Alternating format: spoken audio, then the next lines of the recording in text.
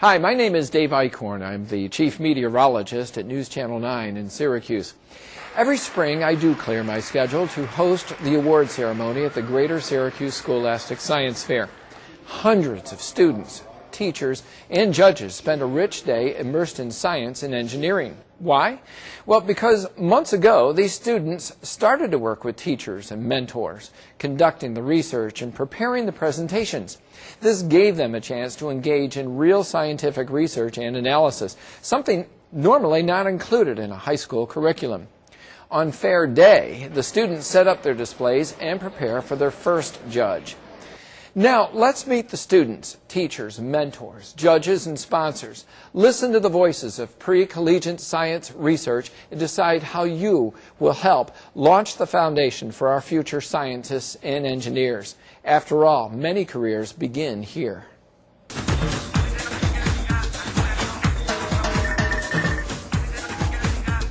Early on, it gave me a reason to do it. But then after participating and seeing all the people and other projects, I really got into it and got excited in the fair. Later, it gave me a place to present what I'd done. I think that the coolest moment you can ever have doing a science fair project is to have your hypothesis completely blown out of the water. And that moment of scientific discovery is what it's all about.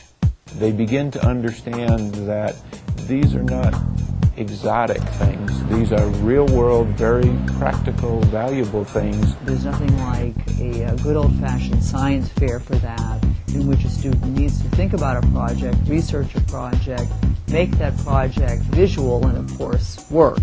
And then a magic happens that the teacher and the parent cannot replicate. They need strangers who they don't know to come up to them, ask them questions about their work, and give them a chance, give them an audience, so the student can sell their product. Nothing is lost from this experience, and everything is to be gained. Some people might not be good at one particular subject in school and not get the best grades, but they might be excellent at science fair. A lot more of the students out there should get a chance to do science fairs. The door is open wider than it has ever been. This last project I worked on with a student was a young lady who wanted to do work on the origin of the moon. Supposedly, one theory was that the Earth has collided with like Mars-sized object with a grazing collision, and this kind of squeezed out some of the mantle material. And I think she had in mind some supercomputer modeling or some vague notion of theoretical work, but we didn't have any of the tools for that, so I had suggested instead that we simulate aspects of the moon's formation by using a 12-gauge shotgun and firing lead slugs into lead bricks. Well, that surprised her. I remember I was at his house and we were shooting the gun, and he had tons of cats, so every time he shot, all the cats like ran out the door. It was so funny. I'd never done that before, and I was amazed at the crater that a shotgun slug will make in a lead brick. It was just amazing. So we both get surprised. The judge was like, "You shot a gun to a brick." Usually these science fair projects now are not little things you can do in a weekend. They require several months preparation. It's not your typical baking soda and vinegar volcano. It's not which colored lights make plants grow better. It's actually really in-depth study. You definitely have to have an awesome project, and then definitely you have to think of what it looks like and how it will appeal to other people. Half of the difficulty of a science fair is the presentation aspect of it. Part of science is communicating. It isn't enough that one person on Earth knows it. You need to be able to explain it well enough so that other thoughtful people can understand it. If you're going to be an Edison or if you're going to be, an Einstein, you still also have to be a writer. You have to be a speaker. And so at the science fair process, what's so authentic and wonderful about it is that students have to be able to create posters, they have to be able to writing, and they have to be able to speak one-on-one with live people. Science is a mentoring, old world master-apprentice kind of trade still. You learn from a master. It's always been that way. You don't learn science from a book. You learn calculus from a book. You learn the physics equations and the chemistry reactions.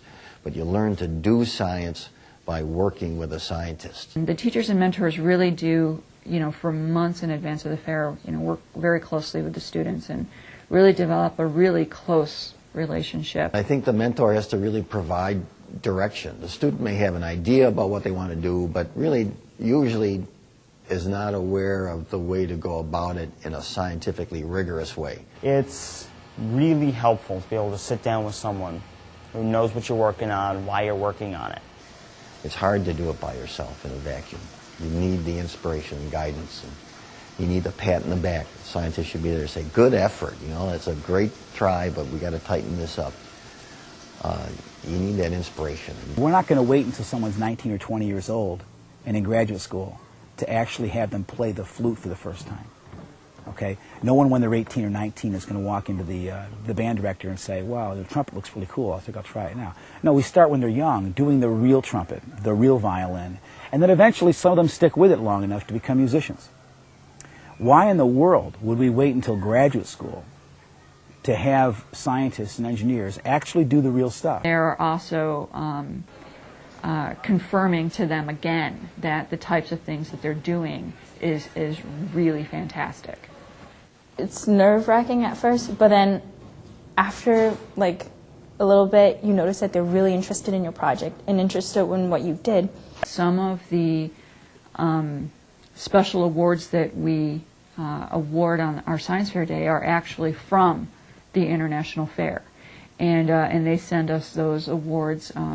Some of the organizations that are local come in and judge those awards for us too. And because of the way the International Fair does scholarships, you know, we took that into account with our own fair, and you know, started working on college scholarships within our own fair. And Syracuse University and SUNY Cortland have been, you know, fantastic in that respect, that they now award college scholarships to students at our regional science fair. In that one activity, so much of what we believe in is brought together. An interest in math and science among young people, having fun with math and science, and also adults showing an appreciation to young people of the projects and research that they've done. Really what the companies are getting from it isn't necessarily a value right now, but they are cultivating, you know, the future scientists and engineers, and really in the hopes of, just like our science fair, really in the hopes that these students come back to this area and work for Lockheed Martin or Bristol Myers Squibb. You know, these companies are seeing these students early and really getting, you know, a first glance at the potential these, you know, students can be as professionals. Not uncommonly, more companies come to do interviews than we have graduating seniors. Multiple job offers is not so uncommon. And the work is just top-notch, frontier, a lot of frontier setting work, right on the limits of science and manufacturing and design. Lockheed Martin has 130,000 employees, mostly in the United States. 50,000 of those have technical backgrounds. They're engineers or some type of scientist. At the same time, one in three of our total population are eligible for retirement in the next 5 years. So we're feeling pressure to hire as many as 9,000 engineers every year, almost 4,000 of whom need to be new graduates from undergraduate institutions. And we need to fill the pipeline with talented people, and specifically young people who are getting engineering and science degrees, who hopefully will come to work for us.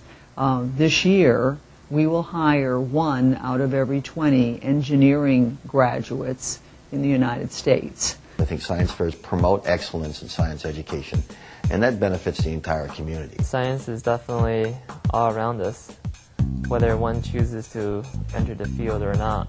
I think science is more than just a profession. It's a philosophy that can help you live life in a rigorous, self-consistent way that's very rewarding. Well, sounds good to me. I buy it. I bought into it a long time ago.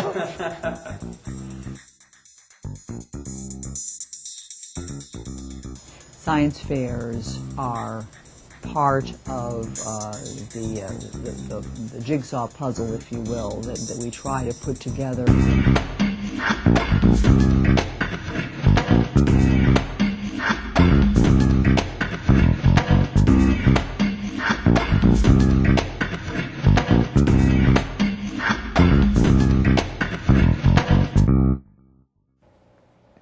As you can see, it takes many people to make a regional science fair happen.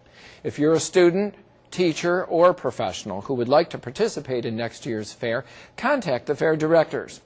Bobby Alcock organizes the Greater Syracuse Scholastic Science Fair, and she can be reached at balcock@most.org.